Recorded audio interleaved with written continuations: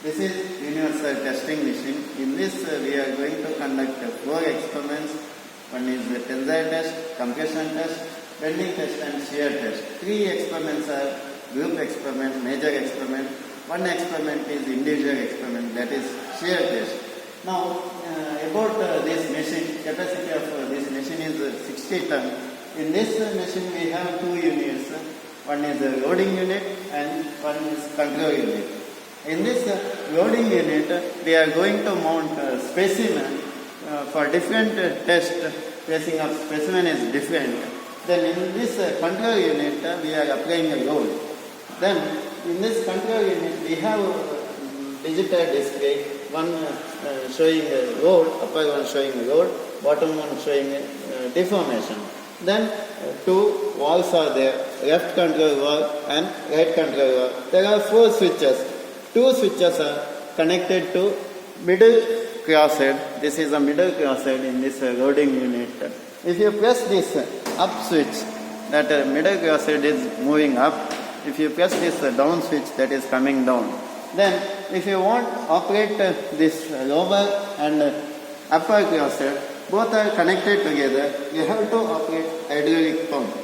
While operating this hydraulic pump, left control valve should be closed condition. Then switch on hydraulic pump. Then open this right control valve. In the test, we are using this specimen as per ASTM standard.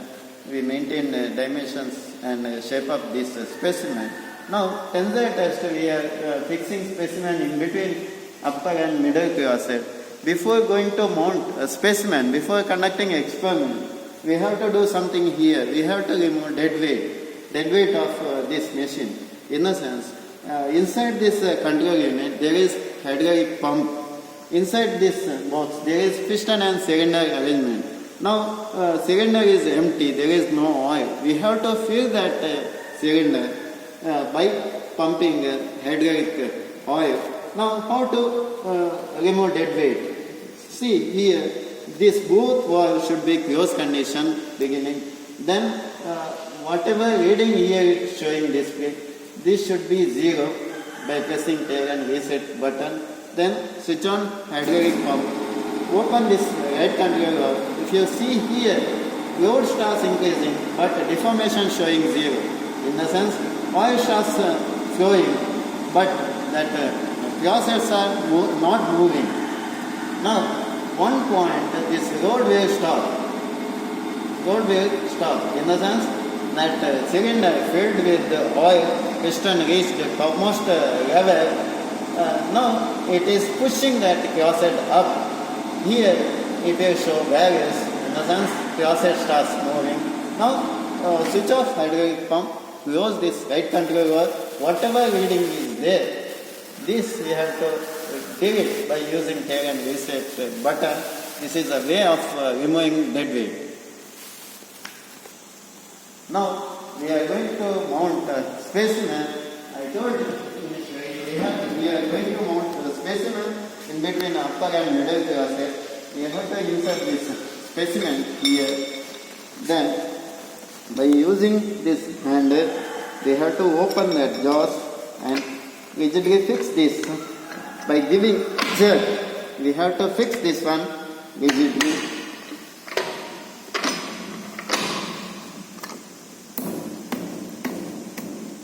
Once you fix this, then you should check whether it is tight or not by pressing this down switch. If you give jerk, you will understand it's tight or not. Already fitted rigidly. After fixing specimen, we are going to mount one more instrument, name of this extensometer.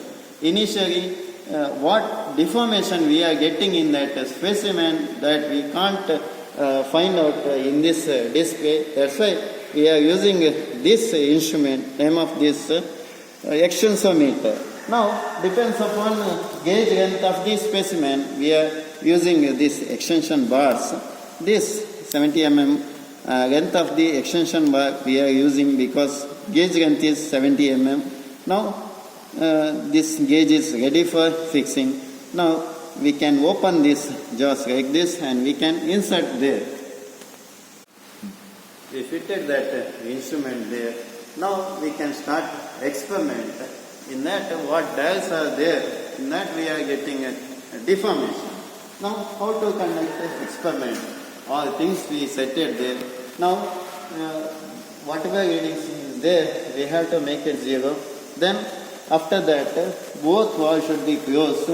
Once you remove dead weight, you shouldn't open left control valve. If you open this, what oil is there inside that signal, that will come back. Again you have to remove dead weight. That's why once you do that, then you shouldn't open left control valve. Remember that thing. Then switch on hydraulic pump. Then whatever reading is there, remove it. Open right control valve. Slightly open it. Now load starts increasing. Every 5 kN load. Whatever deformation you are getting in extensometer, that you should note down. When it will reach 5, you should note down that values.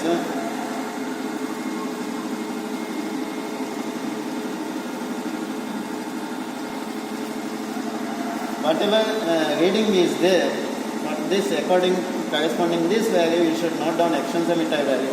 For 10, what reading is there, that you should note down. For 15, now here if you see here load goes on increasing. One point it will start decrease, that we are considering as a upper grade point.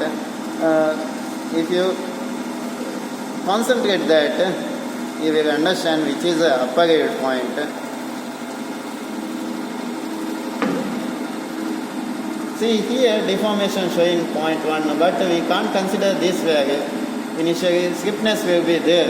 That's why we are taking extensometer values. Here if you see load goes on increasing.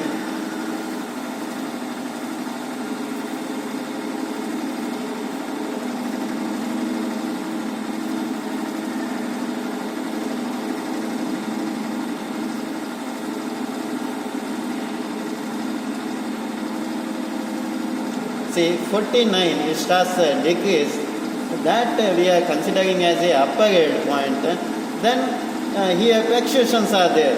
Once it will reach 46 point something, 47 point something, increasing, decreasing, increasing, decreasing. Like that it will happen. Then it will reach one of the lowest point. See it goes on decreasing. Then it will reach one of the lowest point that we are considering as a lower grade point. Then again it will start increasing. Then again 5 difference we are taking readings. Then after crossing upper grade point, we are going to remove extensometer without disturbing specimen or without disturbing readings. We are removing extensometer. Now what deformation is there, directly we are taking from here. But before taking this value, whatever values are there, that we have to delete, we have to make it 0. For example, it reached 55, we got 0.3 deformation. For 55, we got 0.3 deformation, but before 0.3, some deformation we got from extensometer, that we have to add to 0.3. That time, for 55, whatever deformation is there, exact value we are getting. Next, for 60, 65, like that, we have to continue.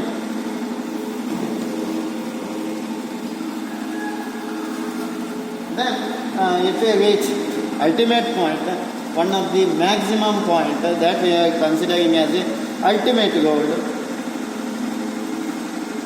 If you see here now, goes on increasing. Deformation also, the first it is moving.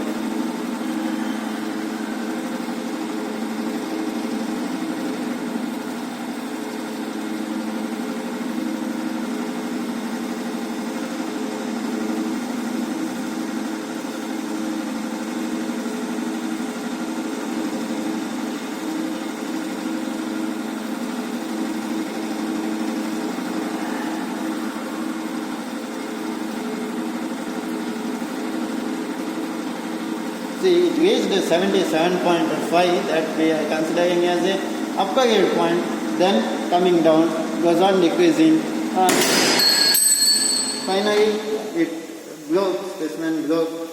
That point we have to note down, that is the breaking point. After breaking specimen, you should see end part of broken points. See here, this all ductile material like this fracture, we will get cup and cone shape. Then after this, we have to join this.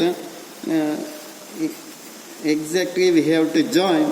Then this neck diameter, this we are calling neck portion, neck diameter and gauge length we have to measure. Final length and final diameter we have to measure.